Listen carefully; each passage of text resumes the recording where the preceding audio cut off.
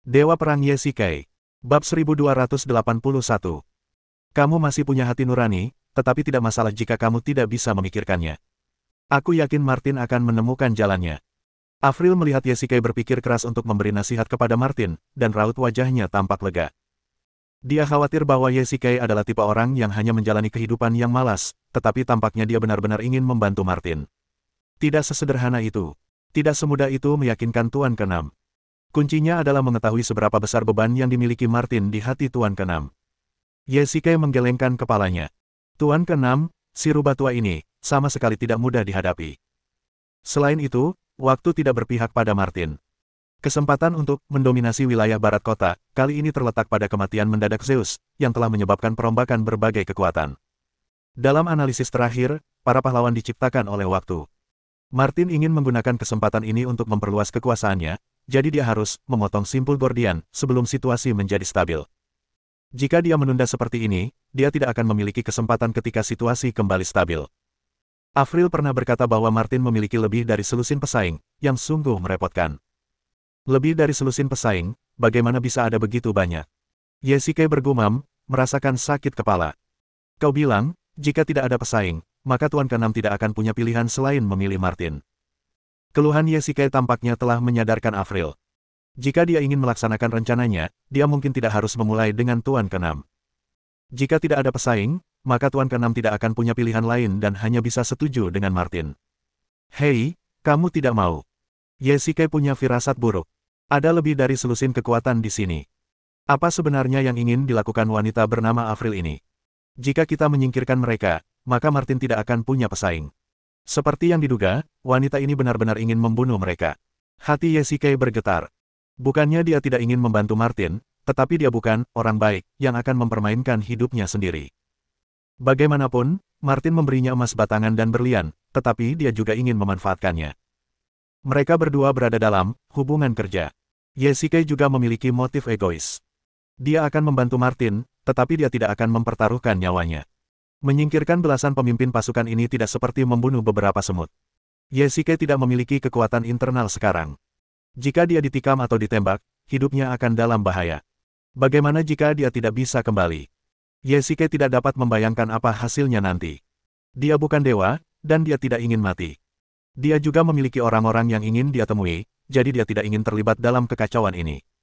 Apa? Kau masih ingin membunuh mereka? Yesikai ingin membujuk Avril untuk melepaskan ide ini. Bahkan jika Yesikai tidak takut dan hanya maju terus, itu sama saja dengan mencari kematian. Jika dia kehilangan nyawanya, apalagi yang bisa dia perjuangkan? Tentu saja. Kau pikir aku bercanda? Kata Avril serius. Bagaimana kalau kita pergi bersama? Apakah kau naif atau benar-benar bodoh? Apakah kau pikir itu bisa diselesaikan dengan mudah? Yesikai berteriak langsung. Avril, wanita konyol ini. Ia tiba-tiba mulai mengagumi Martin. Setiap anak buahnya setia kepadanya, bahkan Avril. Bagaimana kau tahu itu tidak akan berhasil jika kau bahkan tidak mencobanya? Avril cemberut, tampak sangat tidak puas dengan reaksinya. Omong kosong, apakah menurutmu mereka tidak waspada? Jika kau pergi ke sana, bukankah kau sedang mencari kematian? Jika aku pergi sendiri, tentu saja aku tidak bisa melakukannya, tapi... Bukankah aku punya kamu?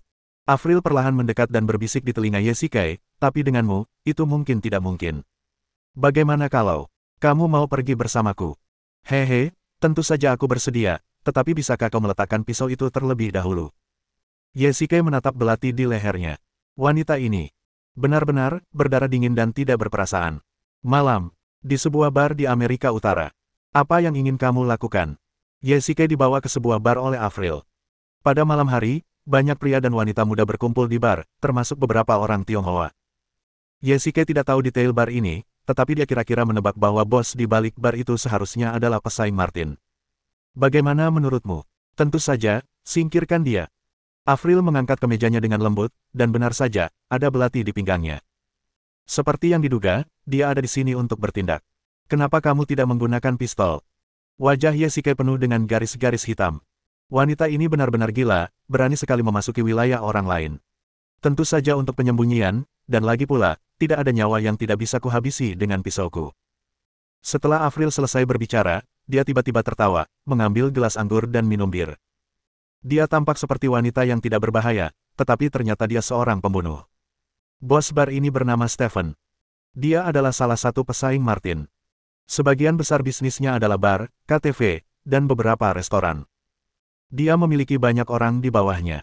Kali ini, aku akan mulai dengannya. Nada bicara Avril tegas, dan dia sama sekali tidak terdengar seperti sedang bercanda.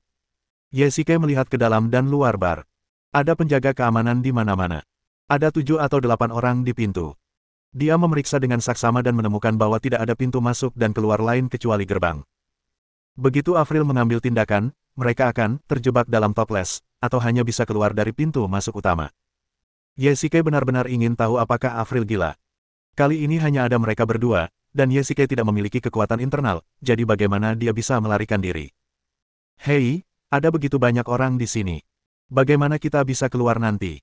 Yesike meraih lengan Avril dan bertanya. Itu urusanmu. Kau petarung yang hebat. Setelah ini selesai, kau jaga pintunya, kata Avril dengan tenang. Hei, kau begitu percaya padaku. Ada begitu banyak orang di sini, bagaimana jika aku tidak bisa mengalahkan mereka? Yesike hampir berlutut setelah mendengar ini. Dia pikir Avril punya beberapa kartu lain di balik lengan bajunya, tetapi ternyata dia hanya ingin Yesike menahan orang-orang itu. Tentu saja aku percaya padamu. Dengan kemampuanmu, bahkan jika kau membunuh Stephen di sini, kau bisa meninggalkan bar ini dengan mudah dan nyaman. Wajah Yesike menjadi gelap setelah mendengar ini. Ini adalah pertama kalinya dalam hidupnya dia tidak ingin ada yang memujinya. Dia bukan Zhao Zilong, yang bisa berjuang masuk dan keluar tanpa terluka. Bagaimana kamu bisa yakin bahwa Stephen akan ada di sini hari ini? Yesike bertanya balik. Setiap hari Minggu, dia akan datang ke bar ini untuk diperiksa, tetapi dia tidak pernah menyangka bahwa kali ini akan menjadi kali terakhirnya datang ke bar ini. Setelah Avril selesai berbicara, dia berdiri dan berjalan menuju lantai dansa di tengah. Bab 1282. Hei, jangan pergi. Yesike ingin menghentikan Avril, tetapi dia terlambat selangkah. Avril sudah berjalan ke lantai dansa. Sebelum datang, Yesike telah melihat foto Stephen. Dia adalah pria kekar dan kasar dengan perawakan tinggi. Dikatakan bahwa tingginya lebih dari 2 meter. Dia menonjol di antara kerumunan dan dapat dilihat sekilas. Yesike melirik ke sekeliling lantai dansa, dan benar saja, di tengah-tengah, Stephen berdiri di sana, mengobrol dan berdansa dengan sekelompok wanita cantik. Seperti yang diharapkan, dia ada di sini. Yesike tahu keterampilan membunuh Avril. Stephen pasti akan mati di sini hari ini, tetapi kuncinya adalah bagaimana mereka bisa melarikan diri. Yesike berada di lantai 2, memperhatikan Avril memegang gelas anggur dan berjalan selangkah demi selangkah. Tampaknya sesuatu yang serius akan terjadi. Melihat ini, dia tidak bisa menahan perasaan sedikit gugup. Dia sama sekali tidak siap. Yesike melihat ke arah pintu lagi.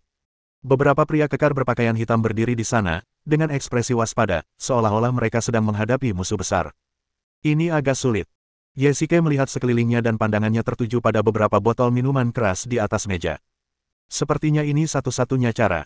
Yesike menggertakkan giginya, mengambil 2 botol minuman keras, dan berjalan menuruni tangga. Avril, setelah bertemu denganmu, aku ditakdirkan untuk tidak memiliki kedamaian. Yesike tidak dapat menahan diri untuk tidak mengeluh. Awalnya, dia telah kehilangan kekuatan batin dan identitasnya di Amerika Utara. Dia seharusnya dapat hidup kembali seperti orang normal, tetapi bagaimana akhirnya menjadi seperti ini? Yesike tampak hampir tertekan. Apakah hidupnya ditakdirkan untuk gelisah? Yesike menemukan sudut di lantai pertama tempat tidak ada seorang pun yang memperhatikannya. Dia melihat ke arah tirai yang tidak jauh dari pintu. Begitu Avril bergerak, dia akan mengambil tindakan. Hei, kapan kamu akan mulai? Yesike bertanya kepada Avril di tepi lantai dansa menggunakan headset Bluetooth-nya. Mendekati target. Aku akan memberimu sinyal saat aku selesai. Ucap Avril lembut. Hanya dalam beberapa kata, dia sudah berada 2 meter dari Stephen. Halo, pria tampan, kemari dan minumlah. Avril memasang tampang, menawan, dan sedikit memutar tubuhnya. Penampilan ini akan menjadi godaan yang tak tertahankan bagi pria manapun. Stephen tentu saja tidak menolak dan mengambil gelas anggur, tetapi dia tidak langsung meminumnya. Mungkin itu karena kehati-hatian. Lagi pula, tidak berlebihan untuk menggambarkan pekerjaan ini sebagai hidup di ujung pisau. Menghadapi wanita aneh dan cantik ini, dia tetap menjaga kewaspadaan yang paling mendasar. Stephen meletakkan gelas anggur di atas meja di sampingnya, mengambil gelas anggur lain, menuangkan sedikit anggur ke dalamnya, dan meminum semuanya. Meskipun Stephen waspada, dia tetap tidak menyangka pukulan keras Avril. Ketika Stephen menengadahkan kepalanya untuk minum, Avril yang sedetik sebelumnya tampak menawan dan mempesona, langsung menjadi tegas dan kuat. Matanya menatap tajam, dan tiba-tiba dia mengangkat tangannya yang ramping di pinggangnya. Pisau putih itu masuk, dan pisau merah keluar. Detik berikutnya, bekas darah muncul di leher Stephen. Tindakan menengadahkan kepalanya untuk minum itu benar-benar memperlihatkan lehernya. Avril pandai menggunakan pisau, dan Stephen tidak sempat menghindar sebelum dia memotong tenggorokannya. Aku berhasil. Avril segera berbalik. Ada banyak orang di bar, dan banyak anak muda berkumpul di lantai dansa. Dia ingin memanfaatkan kekacauan itu dan menyelinap pergi saat tidak ada yang memperhatikan. Ah, bos sudah mati. Setelah beberapa detik, teriakan orang banyak terdengar di belakang. Penjaga di pintu segera menyadari sesuatu yang tidak biasa dan menjaga pintu dengan ketat, tidak mengizinkan siapapun masuk atau keluar. Sudah waktunya. Yesike melihat saat yang tepat dan memecahkan 2 botol minuman keras ke tirai. Botol-botol kaca pecah dan minuman keras tumpah ke seluruh tirai dan lantai. Sekarang mata semua orang tertuju pada bagian tengah lantai dansa. Tidak seorang pun memperhatikan tindakan Yesike. Setelah melemparkannya, dia mengeluarkan korek api dari sakunya, menggosok jari-jarinya, dan melemparkan korek api yang menyala ke arah tirai. Oh tidak, ada kebakaran, cepat padamkan. Alarm asap di atas langsung bereaksi dan mengeluarkan bunyi alarm yang keras. Pada saat yang sama, para pelanggan di bar juga bereaksi dan berteriak keras. Beberapa wanita begitu takut hingga memegang kepala dan berteriak. Kali ini, penjaga di pintu tidak tahan lagi. Karena alkohol, api menyebar dengan cepat dan harus segera dipadamkan. Ayo kita padamkan apinya. Beberapa penjaga di pintu berlari menghampiri, hanya menyisakan 2 atau 3 orang untuk menjaganya. Kesempatan bagus, cepatlah datang. Yesike berkata dengan cemas ke headset Bluetooth, tetapi tubuhnya diam-diam menyelinap ke arah pintu. Cepat kembali, tidak seorang pun diizinkan masuk atau keluar sekarang. Beberapa penjaga di pintu berteriak keras kepada para pelanggan di dalam. Karena kebakaran, banyak pelanggan bergegas ke pintu, tetapi dihentikan oleh beberapa penjaga. Pergi ke neraka. Kau mau kami dibakar sampai mati. Terdengar teriakan tidak puas dari kerumunan, dan seorang pria bergegas maju, mencoba menerobos pertahanan para penjaga. Hanya ada 2 atau 3 penjaga, menghadapi dampak dari ratusan orang, memang agak tidak berdaya, tetapi anak buah Stephen masih mampu. Setelah mengusir para pelanggan pria terkemuka, tidak ada yang berani maju. Yesike tentu saja tidak akan melewatkan kesempatan baik ini. Pintu itu penuh dengan orang, dan mereka semua sangat bersemangat. Para penjaga lemah. Jika dia mengambil tindakan, tidak akan ada yang curiga. Mengambil syal untuk menutupi wajahnya, Yesike mendorong kerumunan dan berjalan ke pintu. Siapa kamu? Kembalilah. Seorang penjaga melihat Yesike mendekat dan mengutuknya dengan tongkat, tetapi kali ini dia mengutuk orang yang salah. Yesike tidak banyak bicara. Dia mengulurkan tangan kanannya, meraih pergelangan tangan penjaga itu dan memutarnya dengan keras. Penjaga itu langsung berteriak seperti babi yang disembelih. Berhenti. Melihat ini, 2 penjaga yang tersisa segera bergegas maju. Yesike juga tidak ragu-ragu. Dia menendang salah satu dari mereka ke depan, menjatuhkannya, lalu terbang ke udara dan menendang kepala yang lain dengan tendangan cambuk yang tinggi, membuatnya pingsan. Cepat, semuanya, lari. Yesike berteriak keras. Semua orang kemudian menyadari bahwa ada api di belakang mereka. Mereka tidak bodoh dan langsung bergegas keluar. Yesike juga berbaur dengan kerumunan dan mengambil kesempatan untuk menyelinap pergi. Benarkah? Wanita ini terlalu merepotkan. Yesike berjalan melewati beberapa jalan dan menemukan sudut yang terpencil. Kemudian dia melepas syal di wajahnya, masih tidak dapat menahan diri untuk tidak mengutuk Avril. Jika bukan karena kecerdasanku, aku tidak akan bisa melarikan diri semudah itu. Aku tidak menyangka kau suka menjelek-jelekkan orang lain di belakang mereka. Pada saat ini, sebuah suara samar terdengar. Yesike tiba-tiba gemetar dan perlahan menoleh. Avril berdiri di belakangnya. Bab 1283. Kau hantu, kan? Kau tidak bersuara saat berjalan. Yesike tampak sedikit gugup. Ia ketakutan oleh Avril dan terengah-engah. Aksi tadi sempurna. Terima kasih atas kerjasamanya. Avril tersenyum tipis. Ngomong-ngomong, Stephen benar-benar berani muncul di tempat ramai seperti bar di saat kritis ini. Kematiannya tidak bisa sepenuhnya disalahkan pada Avril. Kecerobohannya lah yang memberi mereka berdua kesempatan ini. Operasinya memang berjalan lancar, tetapi pada akhirnya, Yesike memiliki keuntungan dari segi waktu dan tempat. Tidak semua bos akan berdiri dengan bodoh di lantai dansa seperti Stephen yang menunggu untuk dibunuh. Sekarang Stephen sudah mati, kau seharusnya merasa puas, kan? Kembalilah tidur. Yesike melambaikan tangan Avril, tampak tidak sabar. Hei, tunggu sebentar. Avril tiba-tiba menghentikan Yesike, mengulurkan tangan dan memegang pergelangan tangannya, mencegahnya pergi. Apa lagi yang kamu inginkan? Yesike bertanya dengan tidak sabar. Masih ada belasan orang. Apa kau gila? Yesike tak kuasa menahan diri untuk mengumpat. Wanita ini agak terlalu serakah. Dia benar-benar ingin membunuh semua pesaingnya. Bahkan jika dia mundur selangkah, hari sudah pagi. Dia bahkan tidak bisa menghilangkan waktu tidurnya. Kenapa? Kalau kamu sudah berjanji, kamu mau mengingkari janjimu. Bahkan jika kita benar-benar ingin melakukannya, kita tidak bisa terburu-buru, dan Martin mungkin tidak tahu tentang pembunuhanmu terhadap Stephen kali ini. Yesike bertanya. Memang, Avril berencana untuk secara diam-diam menyingkirkan para pesaing ini, dan Martin tidak mengetahuinya. Terlebih lagi, dia tidak pernah membayangkan bahwa Avril dan Yesike akan berani menghadapi situasi berbahaya seperti itu. Saya ingin memberinya kejutan. Aku khawatir ini akan mengejutkan. Yesike memutar matanya, melambaikan tangannya, dan meninggalkan gang. Jika Stephen terbunuh, pasti akan terjadi kekacauan di area ini. Paling tidak, anak buah Stephen seharusnya mencari mereka di dekat sini, jadi mereka harus segera pergi. Membunuh Stephen sama saja dengan memancing perang antar pesaing, atau dengan kata lain, mencabik-cabik muka. Sejak saat itu, pembunuhan serupa pasti akan muncul dalam aliran yang tak berujung. Yesike juga harus mempertimbangkan keselamatannya sendiri. Bagaimanapun, dia sekarang adalah sosok yang populer di sekitar Martin, dan tidak dapat dihindari bahwa dia akan menjadi sasaran.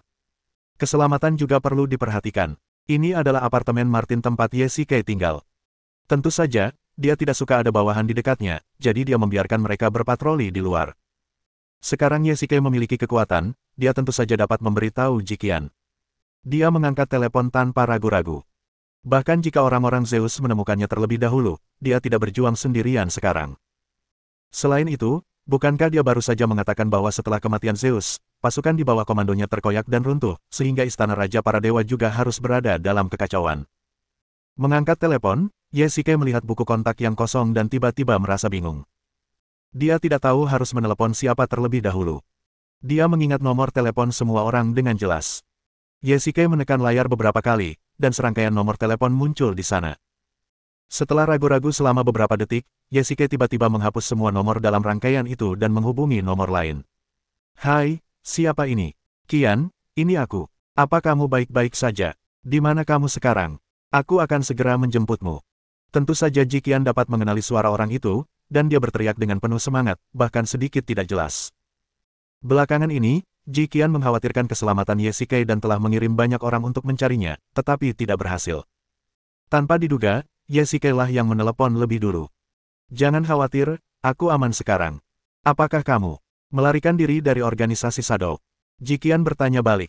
Meskipun Chen Yuxin telah menyebutkan masalah ini, dia masih merasa sedikit bingung. Baiklah, masalah ini tidak bisa dijelaskan dengan beberapa kata. Aku akan memberitahumu saat kau tiba. Yesike mengangguk dan berkata. Baiklah, beritahu aku alamatnya dan aku akan pergi ke sana sekarang. Jikian berkata dengan penuh semangat. Yesike memberikan alamat sebuah kedai kopi dan menutup telepon. Setengah jam kemudian, Yesike sedang duduk sendirian di sebuah kafe, menatap lalu lintas di luar jendela. Saya benar-benar minta maaf karena membuat Anda menunggu begitu lama. Beberapa menit kemudian, Jikian bergegas masuk, diikuti oleh beberapa penjaga. Kian, akhirnya kau di sini juga. Yesike berkata dengan ringan. Melihat Jikian lagi, dia tidak tampak bersemangat seperti yang dibayangkannya. Bagaimana? Apakah kamu baik-baik saja?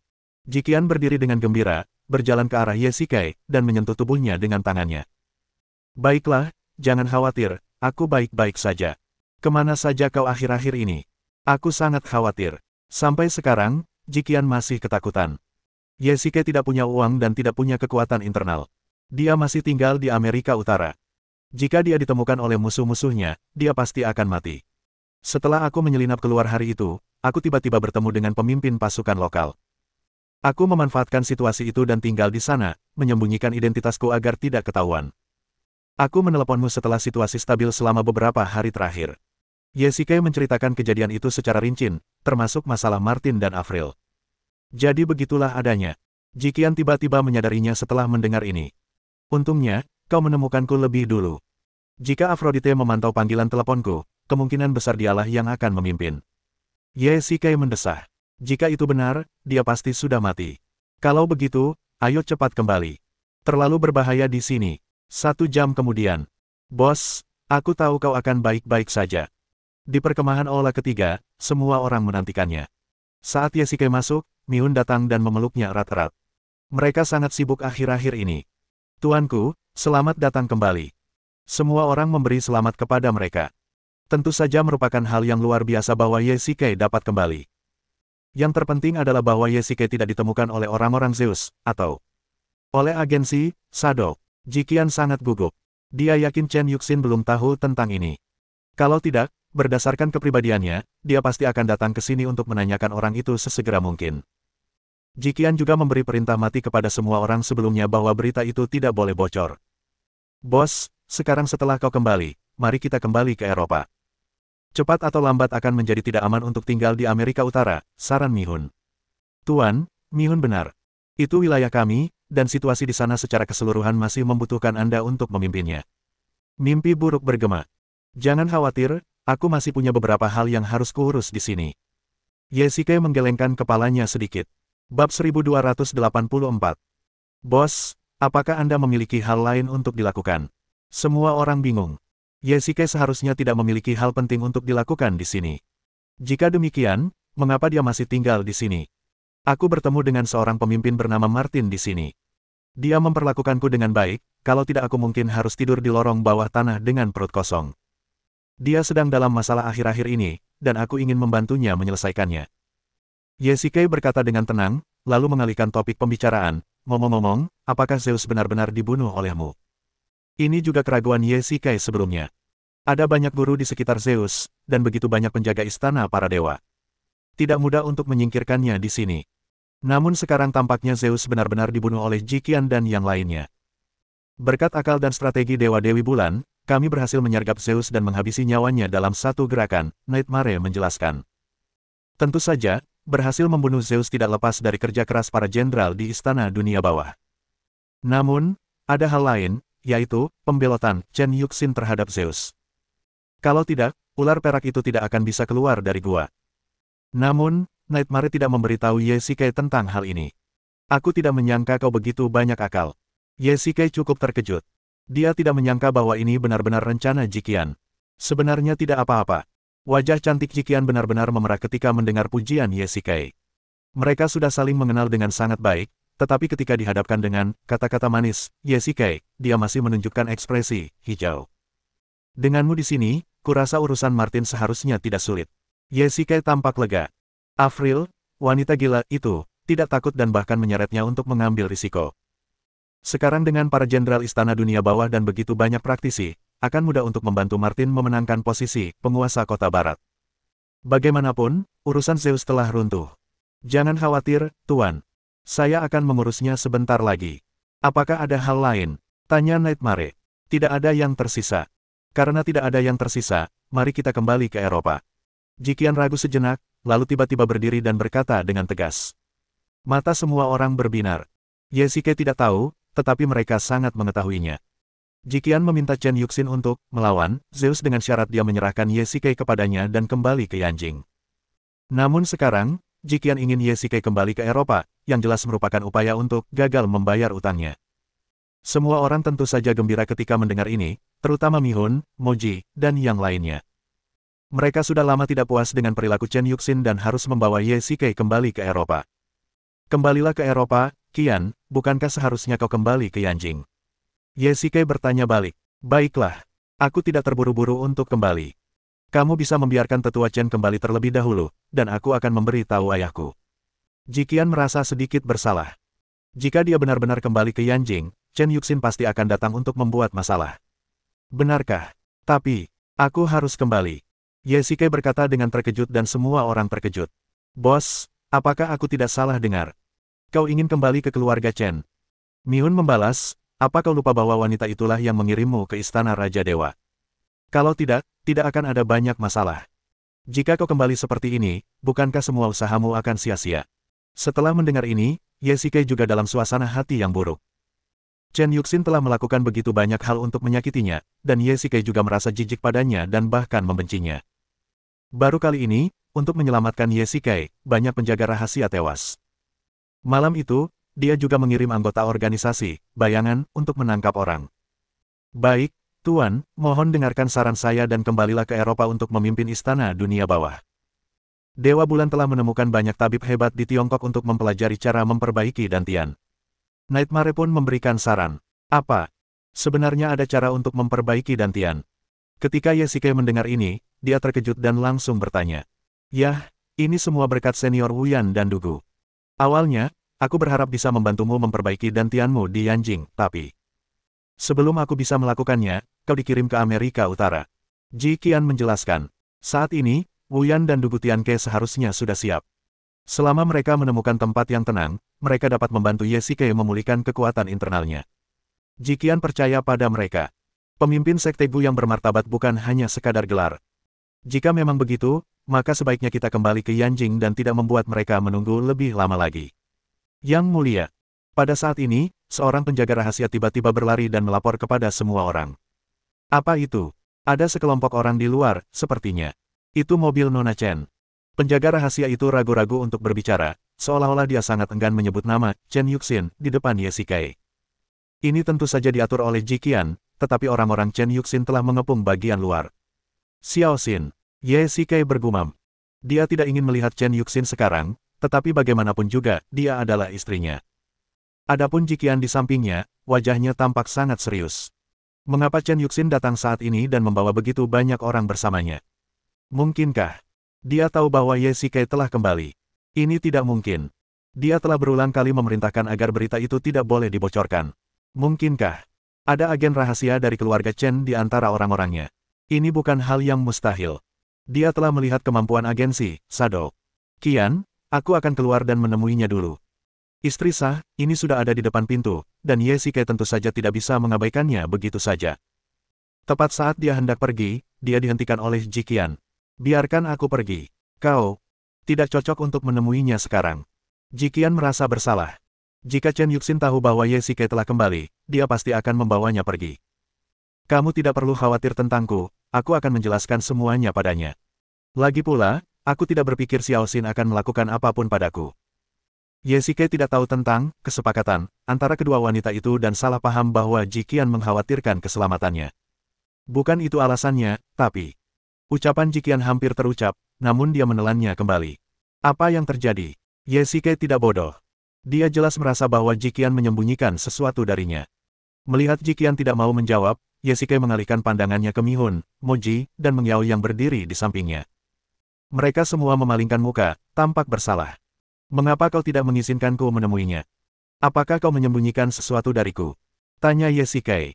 Bos, kami pasti akan menjelaskannya kepadamu nanti, tetapi untuk saat ini, tolong dengarkan nasihat dari Master Moon. Jawab aku apa itu? Melihat semua orang menyembunyikan sesuatu darinya, Yesike merasakan gelombang kemarahan yang tak terucapkan di dalam hatinya. Dia tiba-tiba berteriak, mengejutkan semua orang. Bab 1285. Bahkan tanpa kekuatan internalnya, Yesike masih memiliki prestise yang sangat tinggi di antara orang banyak. Ketika mereka mendengar aumannya, mereka semua terkejut. Ini, bos, kami juga memikirkanmu. Kata Mihun lembut. Baiklah, ini ideku, jangan salahkan mereka.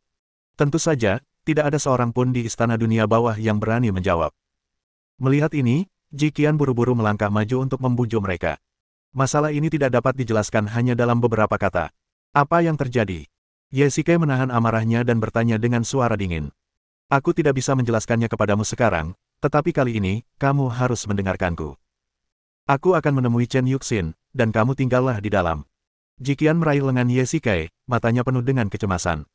Baiklah, aku akan mendengarkanmu, tetapi kamu harus menjelaskannya dengan jelas setelah ini.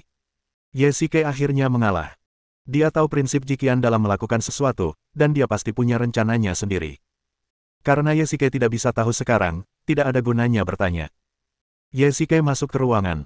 Terus terang, dia sudah menebak sesuatu. Chen Yuxin mengirimnya ke Istana Raja Dewa. Bahkan Yesike sendiri merasa sulit untuk menerima dan memahaminya, belum lagi orang-orang di Istana Dunia Bawah. Mereka mungkin sudah lama waspada terhadap Chen Yuxin. Sekarang mereka akhirnya menemukan Yesike, jadi bagaimana mereka bisa dengan mudah menyerahkannya padanya. Di dalam ruang rahasia, Mihun menceritakan keseluruhan ceritanya, dan wajah Yesike tampak serius. Jadi begitulah adanya. Tidak heran Ji Qian tidak membiarkannya keluar. Ternyata dia khawatir Chen Yuxin akan menyerangnya lagi. Bos, Chen Yuxin sangat kejam sampai-sampai dia benar-benar mengirimmu ke Zeus. Dewi Bulan juga melakukan ini demi kebaikanmu sendiri, jadi jangan marah padanya. Mihun khawatir Yesikai akan marah tentang ini, jadi dia segera menjelaskan kepadanya. Aduh, aku mengerti maksudmu. Pada akhirnya, Yesikai hanya menghela napas dalam-dalam. Memang, Jikian tidak melakukan kesalahan. Yesikai bahkan harus berterima kasih padanya, kalau tidak, dia seharusnya masih berada di Istana Raja Dewa. Begitu banyak hal terjadi, dan itu semua karena dia. Aku tidak marah padanya, imbuh Yesikai. Dia selalu memahami perasaan Jikian padanya. Dia bisa marah pada siapapun di dunia ini, kecuali dua orang, satu adalah Su Qingyu dan satunya lagi adalah Jikian. Bos, tunggu sampai kita kembali ke Eropa dan kamu memulihkan kekuatan batinmu. Dengan begitu, Chen Yuxin tidak akan bisa melakukan apapun padamu. Dia tidak akan melakukan apapun padaku. Baiklah, kau keluar dulu dan tinggalkan aku sendiri. Yesikai melambaikan tangannya, memberi isyarat kepada Mihun untuk pergi lebih dulu. Tentu saja, Chen Yuxin datang ke sini, tidak akan menyakiti Yesikai, tetapi keinginannya untuk memegang kendali telah membuat Yesikai penuh dengan bekas luka. Dulu seperti ini dan sekarang masih seperti ini. Nona Chen, apa yang Anda lakukan di sini?